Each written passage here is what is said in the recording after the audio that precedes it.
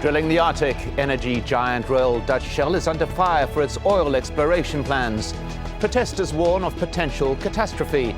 But will Arctic drilling really harm the environment? This is Inside Story.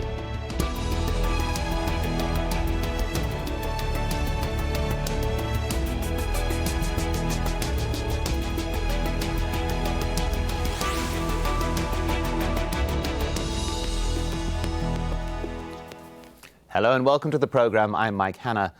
This week, the US government effectively gave oil giant Shell the green light to restart Arctic drilling and exploration.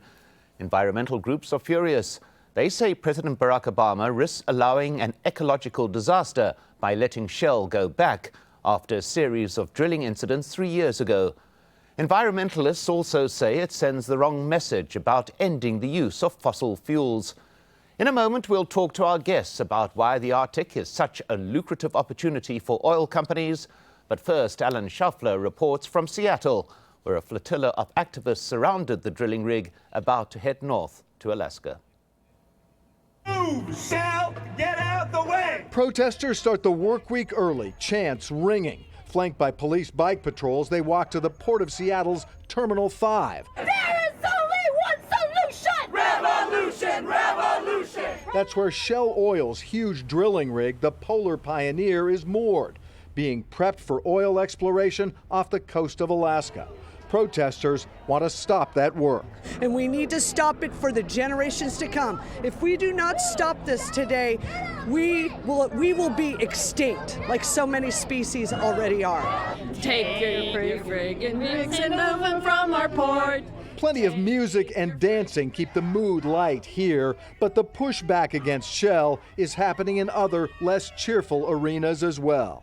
These are complicated vessels, and we don't have a high level of confidence that they know what they're doing. The water quality watchdog group Puget Soundkeeper Alliance has challenged the contract process in court, saying more environmental review is required. They have to conduct an environmental review anytime they change the use of a shoreline, and they skipped that process and just went ahead and negotiated the lease essentially in secret. The drilling rig drew a huge crowd of kayaktivists out onto the water this weekend and has also drawn criticism from city government.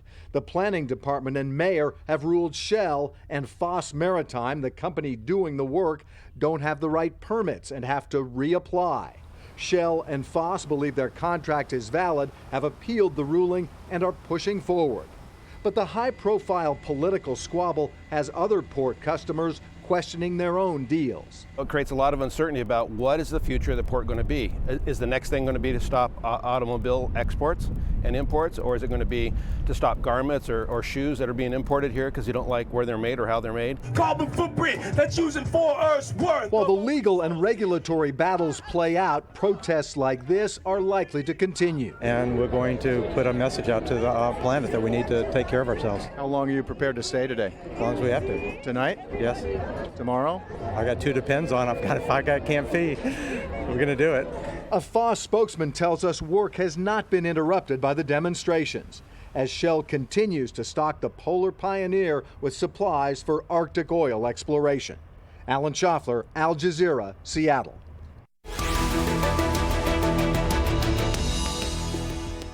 As ice cover in the Arctic has started to melt, it's opened up previously inaccessible sea routes and oil and gas deposits. And claims of ownership are hotting up. This is the Arctic Circle, and these are the current boundaries governing who controls what. But it's this large unclaimed area known as the High Arctic where Russia, Denmark, Canada and the US are all fighting to establish ownership. To do that, they will have to convince the United Nations that the seabed is an extension of the country's continental shelf. It's no surprise the race is on. The region is thought to contain 30% of the world's undiscovered natural gas reserves and around 13% of the world's undiscovered oil. Well, let's bring in our guests. Joining us from London is Rod Downey, Manager of Polar Programs at the Worldwide Fund for Nature. In Copenhagen, Jessica Shadian, a specialist and author on Arctic governance. And also in London, Manusha Takin, an independent oil and energy consultant. Welcome to you all. Let's begin with you, Rod Downey. Given these estimated amounts of oil and gas reserves within the Arctic. Is the US permission for Shell to go ahead with exploration the thin edge of the wedge, so to speak? Well, I think Shell's bungled operations in the Arctic to date very clearly demonstrates that they cannot drill safely in what is a very high risk and ecologically very sensitive environment. Arctic wildlife is already significantly stressed by climate warming and the loss of sea ice. So adding further industrial activity, the risks of toxic pollution from this sort of drilling, and further activity associated with oil and gas activity off the Arctic is really irresponsible by Shell. Well, we'll explore some of those items, but Manisha Tuckin, that particular question about are other countries going to go ahead with exploration given the fact that one has already started? Oh yes, they have already been doing it. In fact, in the United States, further closer to the coast, in fact, this one that they are now going in Chukchi Sea is not that far away. It is not so much inside the Arctic Circle. It is closer to the coastline. But further north towards the Arctic Circle, where the disputes are, there are other countries which are going ahead or are searching for it. But within the territorial waters where there is no dispute, Norwegians are looking, the Russians, and oil has been found, gas has been found. It has been going on for a few years. They want to continue. We had even heard that the Indian natural oil and natural gas company wanted to come jointly. This was a news 2 years ago, to come jointly with some Russian company to explore for oil and gas in the Arctic. So there have been already many other companies. Chevron has licenses in the U.S. Territorial waters, but they haven't started drilling. No, there are many companies already. But I think Shell has been the one which has spent a great deal of money and had done evaluations and so on to get prepared for drilling. They were ready for about 4 or 5 years ago, voluntarily following the disaster in the Gulf of Mexico, BP-UL blowout. They delayed it. And then, of course, there were more stringent conditions imposed on the industry, by the industry and by the U.S. governments following the Gulf of Mexico disaster. So they have done some more. And we have also to say that there were some mishaps in the operations of Shell for this Chukchi Sea and that area in 2012 and 13, which they have remedied it. So this is really an endeavor by all the industry. Shell has been now is in the forefront, to speak. They are ahead of it. Well, Jessica Shadian, are the concerns of the environmentalists real, in your view? I'm not sure. The way I look at it, it's the environmental concerns may be real, but what seems to be overlooked is that people actually live in the Arctic. And so while this may be an environmental issue, well, first of all, I would say probably the biggest threat to the Arctic's environment is actually the CO2 emissions coming from the south that have moved up to the Arctic and actually been the cause of climate change in the Arctic. And so while there's so much emphasis placed on Shell and Shell's possibility to drill for oil, maybe 10 years out, really the major concern over climate change that's in the Arctic right now and what's happening is a direct result of the southern areas of the Arctic states and southern states themselves. I'm talking about nation states. And another overlooked issue is our people and the socioeconomic issues that are entangled within this. And a lot of people live in Alaska and have in the past, and most of their tax revenues are dependent on the infrastructure, the taxes that are generated from the infrastructure off the existing oil and gas development off the Alaska pipeline. And this has been dwindling by about 2/3. And so there are a lot of Alaskan Inupiat who are very concerned for the environment. They're whalers. They have subsistence whaled for, since, millennia.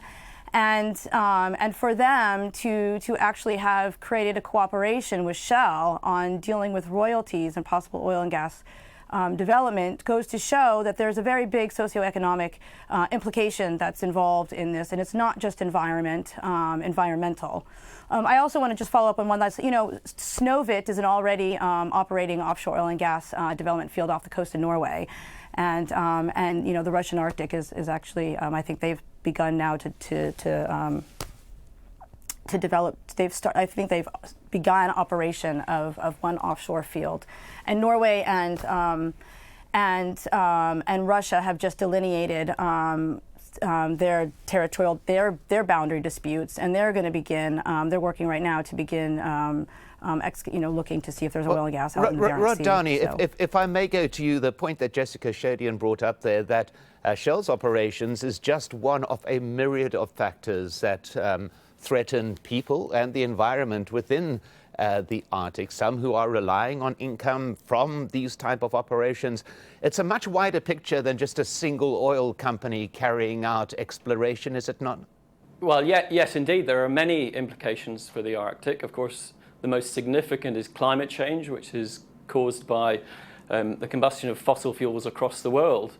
But it's very clear that both the economics and the environmental implications of eking every last drop of oil out of the ground simply don't make sense. We need to get the economics and the science of climate change into the boardrooms of companies like Shell or other companies who are operating up in the Arctic. Well, Jessica Shadian, we've had Barack Obama conducting a campaign to end climate warning. We've seen the US president, for example, protecting public land within other parts of the United States. We've heard him say when he gave the go-ahead for this particular exploration that this is a transition process away from fossil fuels, yet the need for fossil fuels is still there. It almost seems as though he's unclear about his position, does it not? No, I mean, I think this is more about a transition away from fossil fuels. And, why we could study the Arctic to understand climate change, climate change itself can't be addressed from the Arctic. It needs to be addressed from elsewhere.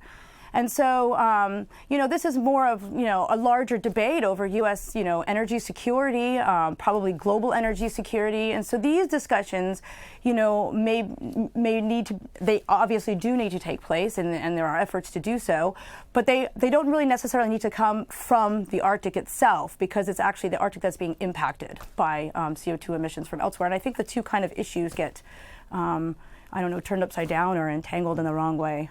Well, Manish Atakin, you mentioned Shell's previous exploration operations in the Arctic ending without very much success. And the Bureau of Ocean Energy Management, which has given the new permission, was sharply critical of Shell's operation back then. Why would they once again grant a permit, given the fact that they were critical of this company's operations in the past? Well, I don't think the operations in the past were a failure. I mentioned that Shell in 2010 were given permission, were about to drill in the summer. But following the April Gulf of Mexico disaster, they voluntarily delayed this. And then following that, the various government authorities, local and federal, as well as the industry, they introduce more stringent conditions of control and to be ready in case of spillage, to have facilities and scenarios ready, and so on and so forth. So I don't see what we are discussing. You see, the potential of oil and gas is in the Arctic, and the world needs more oil and gas. At present, in the market conditions, we have excess supply. The price of oil has fallen. But these cycles, as we have experienced in the past, cycles come and go. Unless we get alternative sources of energy in a commercial and a large volume available to the consumers all over the world, we still need some sort of energy in between. And gas and oil are the energy, fossil fuels, which we have the infrastructure available in the world, cars, equipment, transportation, and so on, power plants using gas, etc. So we have to, that is the understanding, to use these for the time being, but continue putting emphasis in investment, research, and pilot plans and encouragement for larger scale plants of alternative sources of energy generation and so on. I think the two are all in parallel. The concern is that if operations going ahead now might cause a spillage and so on, that is a risk we are taking. And all the efforts are to mitigate those risks. But it really all depends on the government, the parliament, the people in each region under the statutory control of United States, Canada, or Greenland, or Denmark, or Norway, and Russia. Let's not forget, I remember that In 2010, when there was the blowout of the Gulf of Mexico and Shell withdrew and delayed its operations, the government of Greenland, which were many of the local and natives in there, they did give permission to companies to drill the west of Greenland, the other side of Baffin Bay. So we had on one side, Canada had to stop drilling on that summer 2010, but the Greenland authorities decided to go ahead, and wells were drilled by different companies, Cairn and so on. Of course, there was not no successful or commercial discovery was made. So the decision if I may apologize, government. Chair Takin, but let's just pause for a moment and take a look at why drilling in the Arctic Ocean is potentially so environmentally damaging. First of all, oil and petroleum sticks to ice, and ice floats with the Arctic current. If an oil spill happens, it will be incredibly tough to contain. Even spotting oil slicks will be difficult. The region's notorious weather often causes zero visibility. To make matters worse, scientists still haven't developed chemicals that can dissolve oil in freezing water. Unlike microbes in the Gulf of Mexico, Arctic bacteria can't break down oil. Environmentalists say an oil spill in the Arctic could potentially damage up to 140,000 square kilometers of ocean and be a major threat to all sorts of marine life. Now, Rod Downey, we've had mention a couple of times of the incident in the Gulf of Mexico, the disaster in the Gulf of Mexico. Now, the same company, same body of the U.S. government that's given the go-ahead and has done the research on Shell's activities, the Bureau of Ocean Energy Management, also did the same surveys there. Now, they predicted that there would be some kind of catastrophe. However, in their report, they said that the result of such a catastrophe would be in the region of 5,000 barrels spillage. As it transpired, a catastrophe happened, and the spillage was 4.9 billion barrels. Put bluntly, can this research be trusted? No, absolutely not. And of course, the Gulf of Mexico and the Arctic are two very different places. Having a major spill in the Gulf of Mexico has been likened to having a heart attack while you're already in hospital. There's enough on site there to try and help and address it. If you have an oil spill or indeed a heart attack up in the Arctic, you're in such a remote location that sort of logistic help is simply not there to clean up spills up in the ice. And of course, there is no proven technology to either contain, recover, or clean up oil spills that happen in ice. So this is a really irresponsible action from Shell. Well, Jessica Shadian, on that particular point, we understand the need for transition. We understand the need for oil and gas reserves for the world as a whole. Yet, given these factors that we are discussing now, it does seem that there is insufficient research in terms of the potential for catastrophe within a sensitive region like the Arctic. Is that a fair contention? I feel like, the comparison between the Gulf of Mexico and the Arctic is a little difficult in the sense where I'm not saying one is more risky, is riskier than the other. But what I do know is that the Gulf of Mexico, the drilling was done in very deep water, whereas off the coast of Alaska right now, it's like 5,000 feet in the Gulf of Mexico, and I think it's like about 1,000 feet in Alaska. I think the biggest challenge that I see off the coast of Alaska, particularly, is the lack of infrastructure.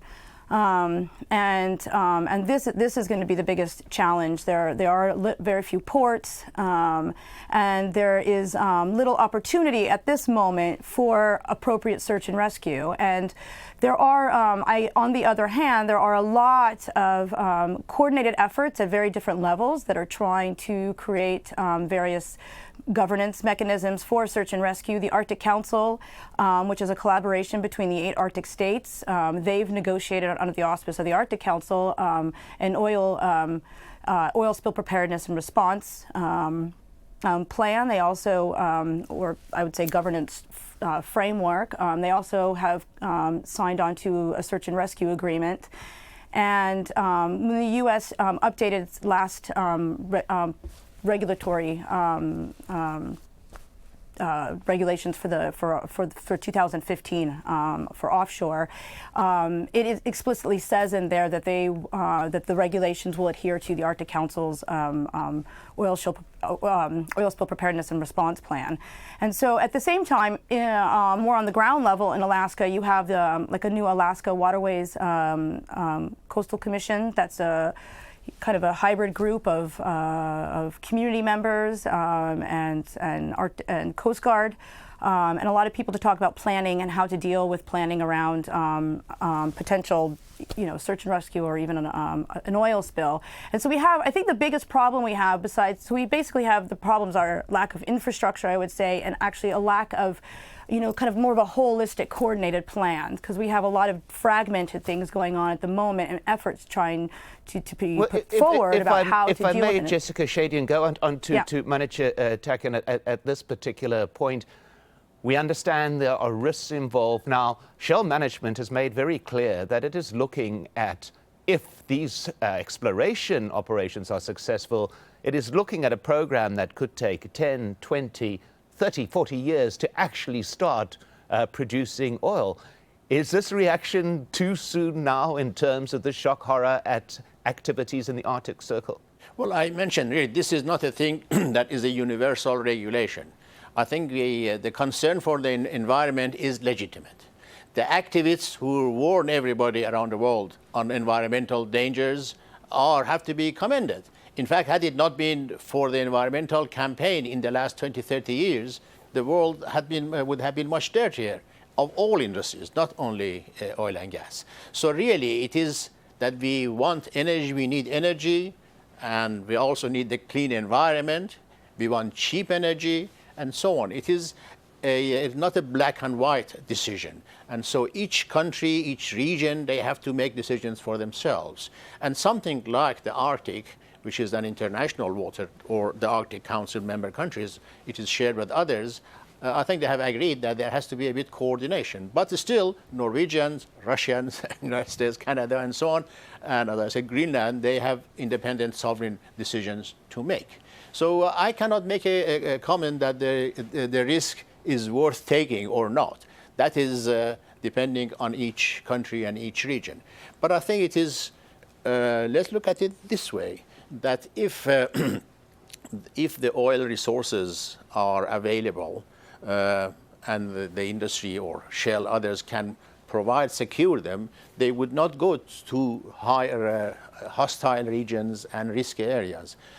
And the fact that Shell is making a decision to take this long-term view, and other oil companies are doing it, it is the knowledge that the oil would still be required in 10, 20, 30 years' time, that alternative sources would not be available, and they still want to have this ready. But let's be a bit also look at the optimistic side. In the same way that we had coal deposits left in early 20th century, left, and coal mines are closed in Europe and other parts. And oil came in, internal combustion came in and took over. Some technological development could occur. In fact, there are many cases that already are occurring.